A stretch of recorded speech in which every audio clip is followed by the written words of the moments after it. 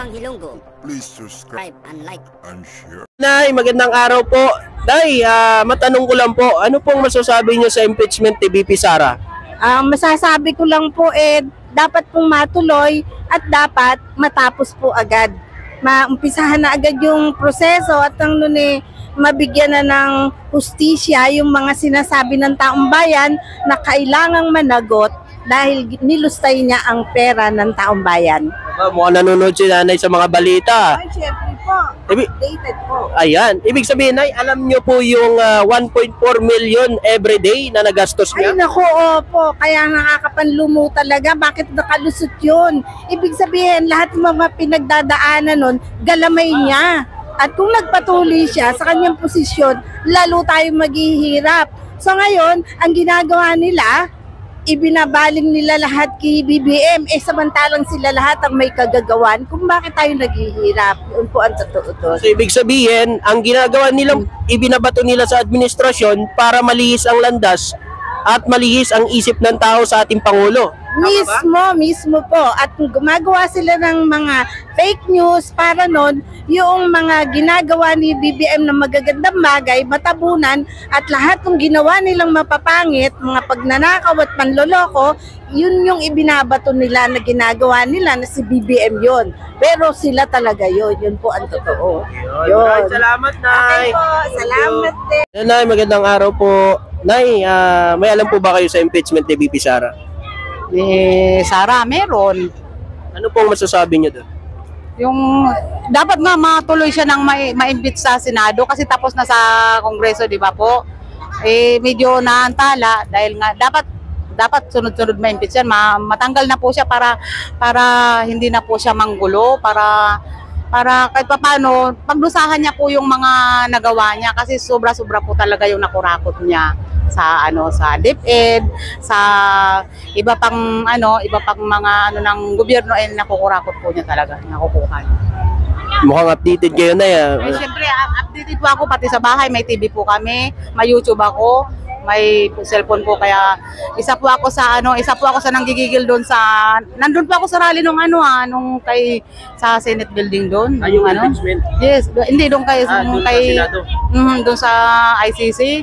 Isa ako doon sa nanggigigil, ako yung taga-sulat ng So, Nay, anong masasabi niyo doon na gumagastos siya ng 1.4 million per day?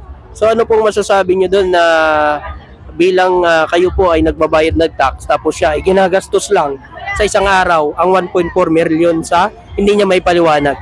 Sobra naman yan. Dapat yan ipaliwanag niya kasi sobra-sobra yung nakurakot niya.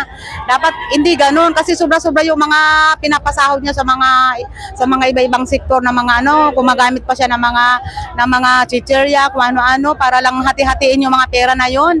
Akala niya hindi namin alam. Alam ng taong bayan po yan, yung mga pinagagawa niya. Kaya eto na, dumadami yung mga tao para i-impeach po siya.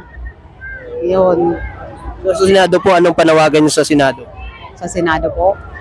Nananawagan po ako sa Senado na sana po ay ituloy po nila yung pag-impeach nila kay Sara kasi ang sambayan ng Pilipino po ay hindi tumitigil sa kakarali dahil po sa ganyan. Dahil po tayo tuloy-tuloy naman ang ating yung paghihirap natin, sana matuldukan na.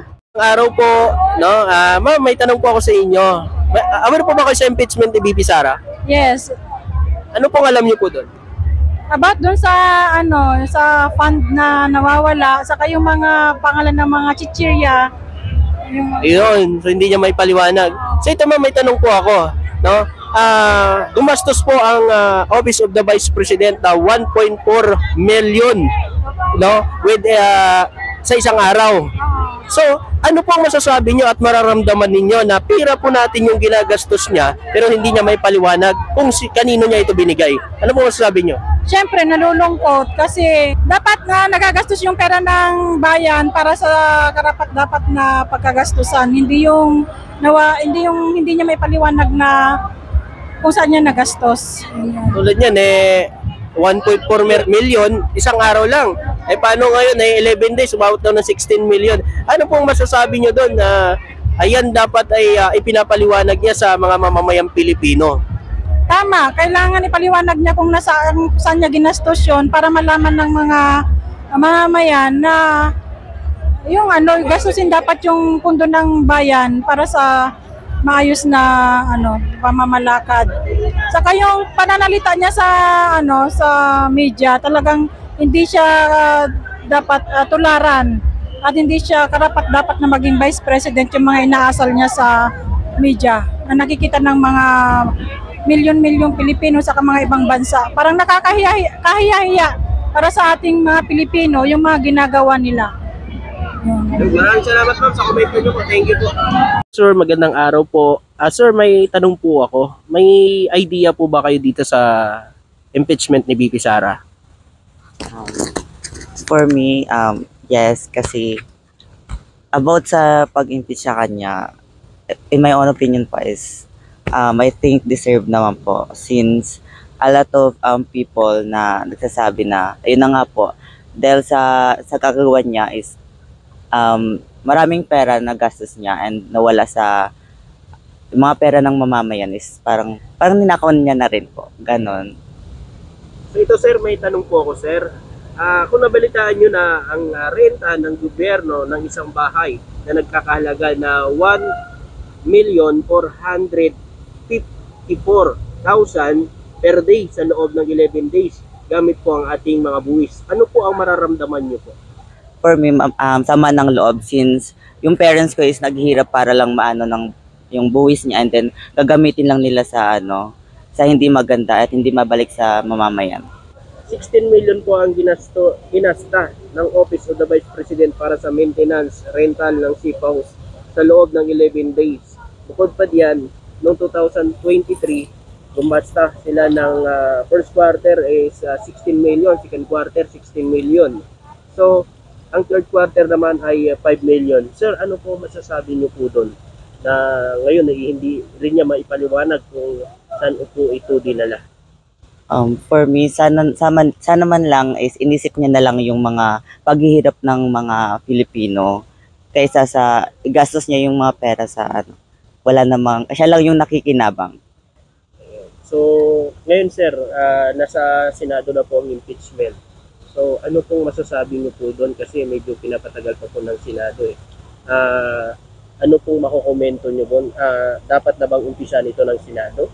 For me, yes, kailangan agad na maumpisahan na pag-impeach sa kanya para mapalitan at maano na rin po, para may bago tayong mapagkatiwalaan and also wala na pong mawawalan ng funds. Yan lang. Thank you sir, maraming salamat po. Thank you. Ma'am, magandang araw po. Ma'am, may tanong po ako. May alam po ba kayo sa impeachment ni VP Sara po? Opo, meron. Ayan. So ma'am, ano po ang alam niyo po doon? Okay naman kasi. Ano po, inaano po siya for impeachment ngayon kasi dahil sa confidential funds po na hindi malaman-laman kung para saan. Ayan. So ito ba may tanong po talaga ako ma'am. Kung nabalitaan nyo na nagrenta ang gobyerno ng isang bahay na nagkakalaga ng 1.4 million per day sa loob ng 11 days gamit po ang ating buwis, ano po ang mararamdaman ninyo? Syempre po hindi po maganda yun kasi lahat po ng manggagawa sa Pilipinas, pinaghihirapan po yun. Kaya para lang po sa walang kwentang bagay o sa pang-personal na gamit, parang hindi po makatarungan.